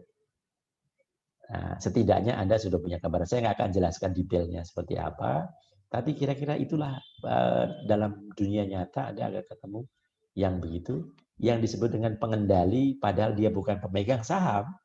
Nggak ada tuh pemegang saham di situ, Sasha. Tapi pengendaliannya ada di dia. Dia nggak boleh beli pakan ternak dari luar dia. Dia tidak boleh menjual hasil ternaknya kepada selain dia.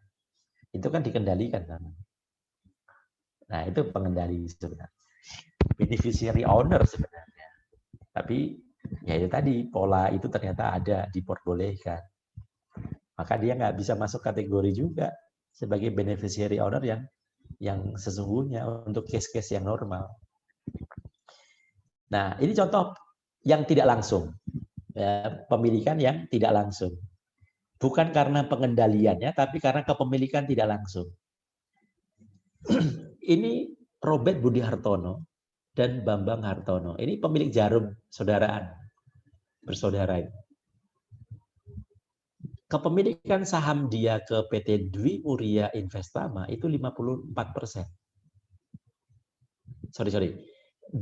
Robert Budi Hartono punya saham di Dwi Muria 51%. Bambang Dwi Hartono 49%. Dwi Muria kepemilikan sahamnya di BCA itu 54%. Sehingga secara tidak langsung Robert Budi Hartono itu punya saham, punya kepemilikan di BCA sebesar 51 kali 54,94%. Coba kalkulator, berapa persen ini? 51%, 51 dikali 54,94. Yang bawa kalkulator atau Excel atau apa? Robert Budi Hartono dianggap punya kepemilikan saham secara tidak langsung terhadap BCA sebesar 27%, Pak.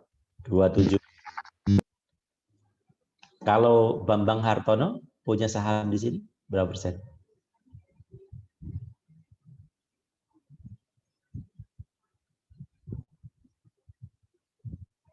49 kali 54,94 sama dengan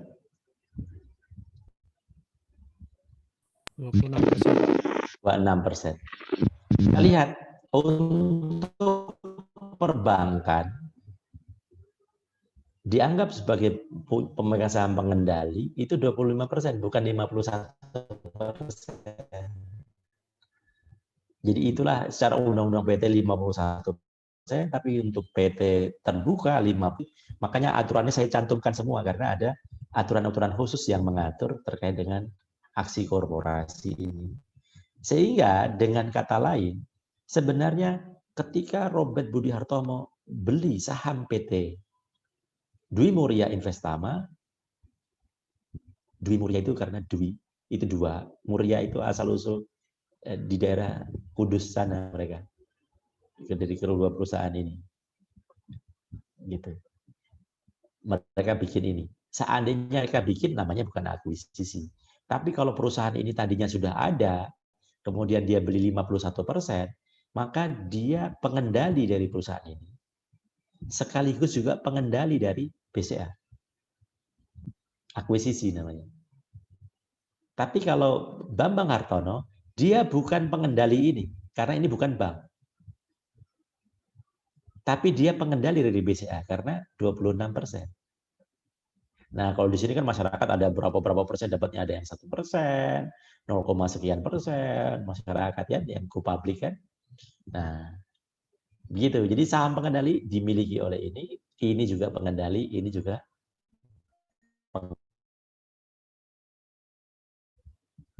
apakah dia bisa dimintai pertanggungjawaban secara tanggung renteng? Ya tergantung apakah dia ikut serta mengendalikannya sehingga menyebabkan utang, BCA misalnya alokasinya ke grupnya dia semua misalnya.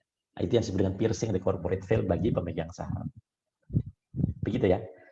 Nah, jadi antara kepemilikan 25% atau memiliki kemampuan untuk mengendalikan tanpa kepemilikan saham, contohnya tadi yang perusahaan peternakan tadi, atau di antara distributor misalnya Coca-Cola, ternyata dia sangat bergantung dengan produsen botolnya ataupun apa namanya satu resep atau resepi rahasia gitu, yang kalau nggak itu Coca-Cola nggak jadi. Maka dia harus mengikuti apa maunya si pemilik perusahaan resep ini. Atau perusahaan tambang apalah gitu ya, yang pembangkit apa gitu, yang harus menggunakan tanah jarang misalnya kayak di Cina. Sehingga hidup matinya perusahaan ditentukan ini, kalau saya nggak pasok Anda nggak akan hidup. Nah, itu pengendalian tanpa melalui kepemilikan saham. Itu dianggap sebagai pengendali juga. Tapi kan prosesnya bukan melalui akuisisi kan, tapi kemampuan mengendalikan. Nah, ada juga pengendalian yang melalui pemegang saham, tapi tidak secara langsung ke perusahaan itu. Tapi dianggap dia mampu mengendalikan sebagai pengendali karena hasil perkaliannya melebihi threshold, dianggap sebagai pengendali tadi. Kalau Anda nanti ada yang bekerja di pajak, di Direktorat Jenderal Pajak, pajak itu ada yang namanya hubungan istimewa. Hanya 25%. Jadi kalau misalnya PTA punya saham di PTB,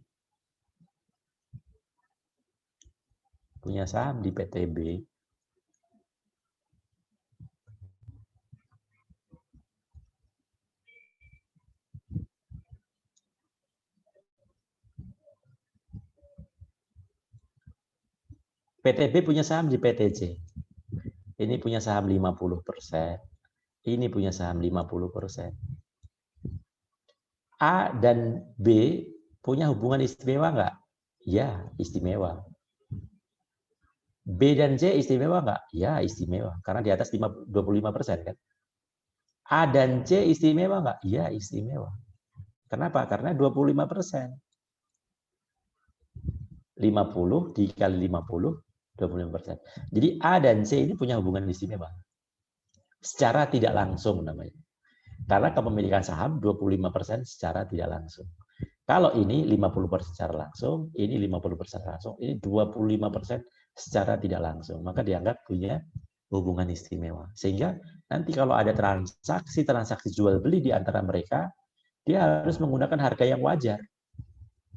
Tidak boleh pakai harga yang istimewa, harus arm's length gitu. Yang sama lengannya itu harus yang sebagaimana kalau jual mentang-mentang ke satu grup, ke perusahaan, ke anak, harganya murah, harganya mahal, karena ini jadi profit center, ini cost center untuk menggeser laba gitu, profit shifting, maka digeser, misalnya begitu. Nah, itu terkait dengan pajak.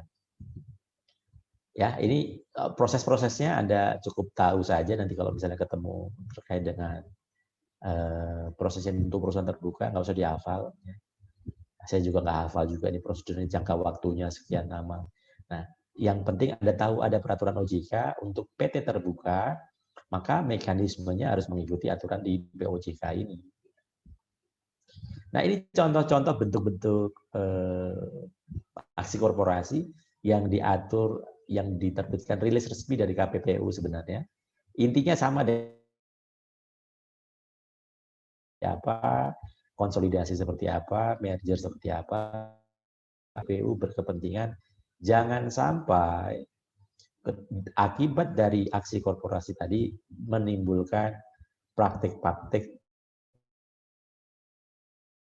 sehat. Jadi harus dikaji juga sebelum itu.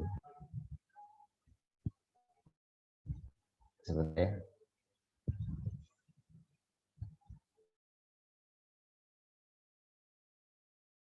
jam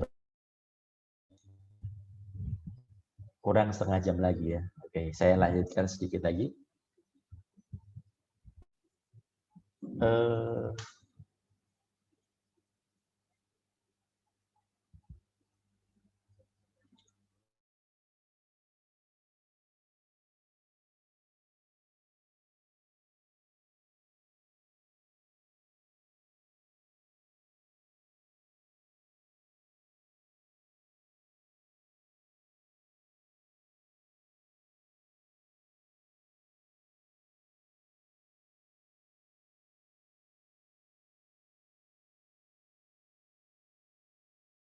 Pemisahan perusahaan.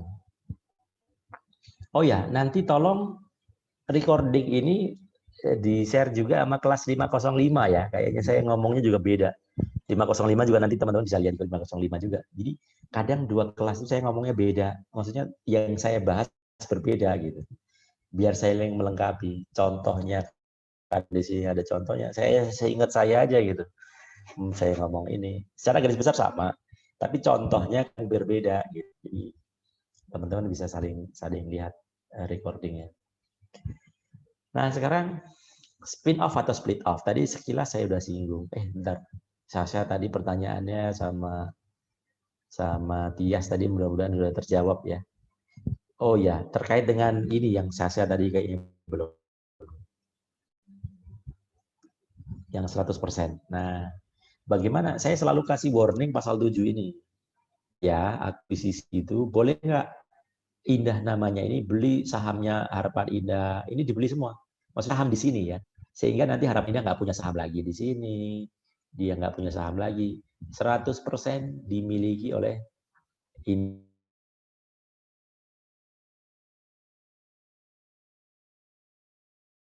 Nggak boleh. Tapi ingat, batasan dia hanya boleh memiliki 100% ini hanya jangan dalam jangka waktu maksimal 6 bulan. 6 bulan itu dalam proses waktu 6 bulan itu dia harus mencari pemegang saham baru kan. Kalau tidak, bukan berarti PT ini bubar. Tidak, tapi dia jadi ikut bertanggung jawab atas utang-utang ini sampai ke harta pribadinya si korporasi, si pemegang saham ini. Bukan pemegang saham ini, pemegang saham ini berarti ini kan PT. PT Indah namanya harus ikut menanggung kerugian atau utang-utang PT Damai Itu Indah. Padahal kalau dia nggak 100%, utangnya Damai Indah ya Damai Indah sendiri. Nggak perlu dimintakan pertanggungjawaban ke PT Indah namanya. Nah, terus bagaimana dengan pemegang sahamnya Indah namanya Pak? Ya tergantung terjadi piercing atau tidak gitu. Ini dua hal yang berbeda. Tanggung jawab pemegang sahamnya Indah namanya dengan tanggung jawab PT Indah namanya sebagai pemegang saham. Jadi pemegang saham itu tidak harus perorangan, PT juga punya saham. Nah, di sini. Kalau dia sebagai PT, maka PT itu harus bertanggung jawab dalam kedudukannya sebagai pemegang saham. Ini kedudukannya sebagai pemegang saham ya. Jadi Anda nggak usah mikir ke pemegang sahamnya si Tuan A, Tuan B segala macam. Ini nggak ada urusan dengan pasal 7 yang ini. Karena ini urusannya dengan materi kemarin terjadi piercing atau tidak. Nah ini PT Indah namanya selaku pemegang saham, dia punya saham ini kok tunggal, maka dia harus mencari sekutu baru. entah 1% kayak, bukan sekutu ya, pemegang saham baru, atau berapa persen. Karena kalau tidak, maka tetap ada, tapi resiko diminta bayaran juga bisa juga. Ya. Atas segala peringatan kerugian bersyarat, atas permohonan dapat diajukan pembubaran oleh pihak yang berkepentingan. Tapi memang harus ada putusan pengadilan. Artinya tidak otomatis bubar. Kita sudah bahas itu, ya. Nah, jangka waktunya 6 bulan. Selebihnya siap-siap tanggung risiko sendiri ya. Kecuali kalau misalnya pemegang sahamnya BUMN. Kan pemegang sahamnya pemerintah 100%. Ya kan? BUMD, pemerintah daerah yang punya BUMDes, perusahaan di bidang efek, BEI, LPEI, KCI, ya kan? Dan terakhir di Undang-Undang Cipta Kerja dibilangnya PT perorangan untuk usaha mikro dan usaha kecil. Menengah nggak boleh. Ya, mikro menengah lihat lagi batasan di slide sebelumnya. Berapa modal usaha, berapa penjualannya mikro dan kecil. Gitu ya. Itu terkait dengan siapa yang boleh pemegang saham tunggal. Jadi pertanyaan saya tadi, gimana Pak? Yang kalau 100%? Nah, 100% boleh saja beli 100%, tapi habis itu jual lagi. Berapa persennya pun. 0,5% kayak, yang penting ada 2 pemegang saham aja. Gitu.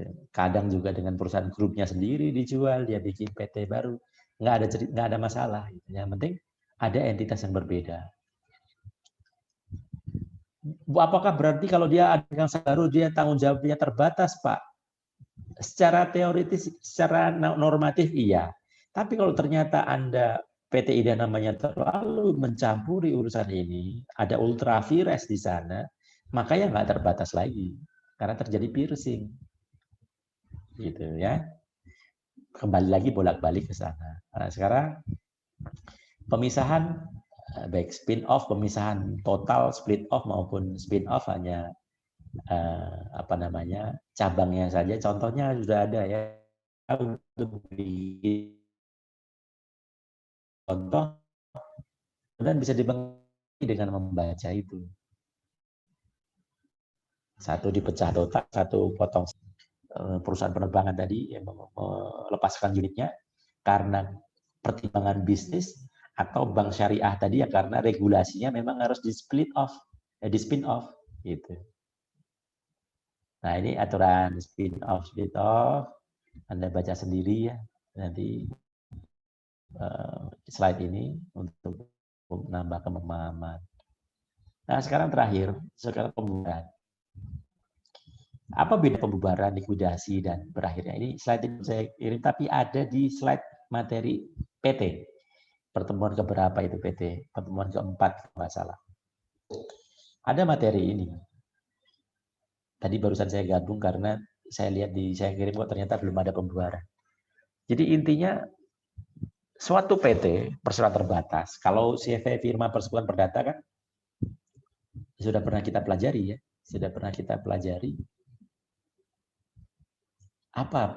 kapan suatu PT CV firma persekutuan perdata bubar? Karena dia perjanjian, maka perjanjian berakhir karena terpenuhi syarat-syaratnya pembatalan atau penggantian perjanjian. Misalnya CV firma diperjanjikan bahwa kita bikin ini untuk 10 tahun, 15 tahun ya, begitu 15 tahun bubar. Atau karena dia perjanjian, maka salah satu sekutu meninggal, itu bubar. Gitu. Karena perjanjiannya salah satu pihak yang nggak ada kan bubar. Kecuali sekutu yang masih ada sepakat untuk tetap melanjutkan dengan ahli warisnya. Gitu. Nah, ada persyaratan-persyaratan. Dan itulah yang disebut bubarnya dari si persekutuan ataupun badan usaha non badan hukum. Kalau PT, Anda bisa lihat di pasal 142 sampai 152 terkait dengan pembubaran, likuidasi, dan berakhirnya.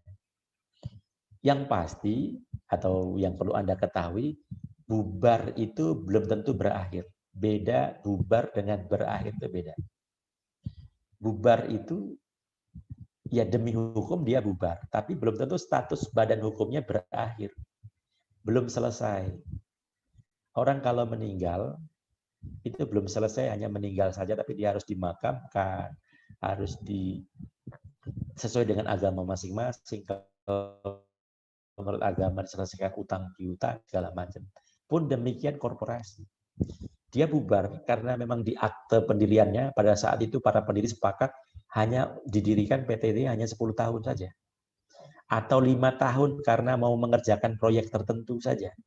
Maka seiring berjalannya waktu, kalau tidak ada perjanjian perubahan atau adendum, perubahan akta pendirian, maka seiring lewatnya waktu itu, maka bubarlah PT itu. Tapi belum tentu berakhir, dia bisa jadi masih punya aset, masih punya utang yang harus dibereskan sama dia. Asetnya dijual-jual untuk lunasin utang. Selisihnya digunakan untuk pemilik saham, pemegang saham, ekuitas, dibagi. Kalau utang, ya bisa dibagi atau tidak, tergantung terjadi piercing atau tidak, gitu. Terjadi piercing atau tidak, sehingga pemegang saham. Tapi kalau aset dia berhak, gitu. Kalau tidak, ya sudah berhenti di sini, lunasi, hartanya nggak cukup, ya udah pilot, hartanya nggak cukup. Kalau misalnya dipilotkan, nah gitu ya. Tapi bubar itu bisa jadi karena berdasarkan keputusan RUPS, pemegang saham semua sepakat, kita tutup aja lah usahanya, kita bubarin aja. Karena toh kayaknya prospeknya udah nggak bagus. Karena kita mau ekspor ikan sudah nggak boleh lagi, ekspor benur ataupun apa namanya nikel misalnya sudah nggak boleh. Padahal usaha utama kita kan itu, maka kita bubarkan saja. Tapi bubar saja belumlah selesai urusannya. Anda harus bereskan dulu. Asetnya dibereskan, bisa dijual kemudian buat lunasin utang, bisa juga asetnya dikasih ke kreditor kalau kreditornya mau. Ini asetnya, kasih aset aja ya. Nah, mau. Yang penting bereskan dulu. Habis itu, itulah proses likuidasi namanya. Proses likuidasi itu ada secara material tadi, melakukan pemberesan, dan secara administratif. Setelah dilakukan pemberesan, lapor ke Kumham, minta penghapusan, pencabutan status badan hukum, ke izin usahanya dicabut, ke kantor pajak, minta penghapusan NPWP.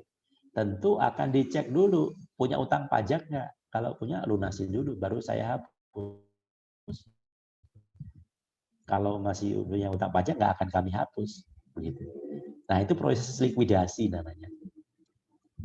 Gitu ya, likuidasi itu proses pemberesan baik secara material maupun administratifnya. Setelah likuidasi baru berakhir itu namanya PT. Badan hukumnya berakhir setelah dilakukan likuidasi. Ya. Jadi bubarnya itu karena RUPS menyatakan menghendaki bubar, jangka waktunya terlampaui berdasarkan putusan pengadilan. Jadi waktu itu karena dia melakukan perusakan lingkungan misalnya, pembalakan liar dan lain sebagainya, sehingga dituntut pidana berupa pencabutan izin usaha misalnya di sini, atau pembubaran, maka bubarlah dia. Tapi belum tentu berakhir, karena harus dilakukan diiringi dengan likuidasi, termasuk pemberesan dan secara administratif, secara material maupun administratif, baru berakhir dia. Kemudian yang D dan E nanti saya akan bahas pas kita masuk di materi kepailitan. Di kepailitan ya. Karena ini kurang tepat sebenarnya ketentuan ini. Dia bilang dengan dicabutnya kepailitan setelah pemberesan, kemudian ini dinyatakan pailit, maka perusahaan bubar. Padahal di Undang-Undang Kepailitan nggak bilang begitu. Nggak ada hubungannya pailit dengan bubar. Bubar mah urusan bubar aja, dibubarkan atau tidak. Kalau enggak ya jalan terus. Oh, perusahaan dinyatakan pailit belum tentu bubar. Nah, tapi nanti saya akan bahas di kepailitan. Anda presentasi dulu, nanti saya bahas. Ya, oke. Jadi itu ke bubarnya. Nah, yang membedakan, nah di sini ada ketentuan, ada aturan. tadi saya lupa membahas ini yang di kelas pagi, nanti kelas pagi biar nonton yang ini ya. Bahwa bubarnya perusahaan tadi secara umum kan harus diikuti dengan likuidasi. Tapi kalau bubaran untuk penggabungan, pelemburan, kan bubar demi hukum. Tidak perlu diikuti dengan likuidasi. Jadi nggak perlu ada pemberesan jual utang-utang gitu. Karena bubar demi hukum, dia menggabung atau melebur, itu tidak perlu.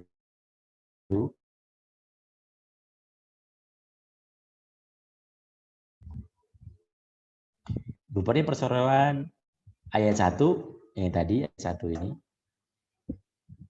ini semua ini harus disertai dengan likuidasi. Tapi kalau karena likuidasi, karena akuisisi,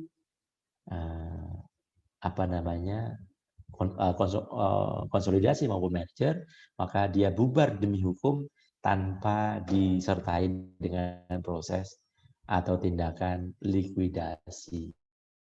Nggak perlu minta pencabutan, karena demi hukum dia bubar dengan akta merger maupun konsolidasi tadi. Jadi saya rasa begitu kan untuk perkuliahan ini. Sebentar tadi Tias nanya. Jadi pemegang saham mayoritas itu bisa dikategorikan sebagai pengendali atau tidak. Batasannya mayoritas itu berarti di atas 50% sebenarnya. Tapi kalau ditanyakan sama atau tidak tergantung bidang usahanya tadi. Bahwa 25% pun ternyata dia saham pengendali. Tapi kalau dibilang mayoritas enggak juga, karena kalah suara juga dia dengan misalnya yang lain pemegang sahamnya 70%, maka dia bukan pemegang saham mayoritas. Tapi dia pemegang saham pengendali enggak? Iya. Karena di POJK bilang itu masuk kategori pengendali. Begitu ya. Saya rasa begitu ya, teman-teman. Hari ini kalau ada pertanyaan, boleh ditanya lewat WA grup ya, karena waktu kita juga sudah mau habis. Kita foto sebentar. Kita ambil gambar sebentar, saya mau upload di di portal ya. 3, 2, 1. Ya, oke. Baik, saya akhiri untuk giliran kita hari ini. Kalau ada pertanyaan silahkan tanya di WA grup ya. Sampai ketemu hari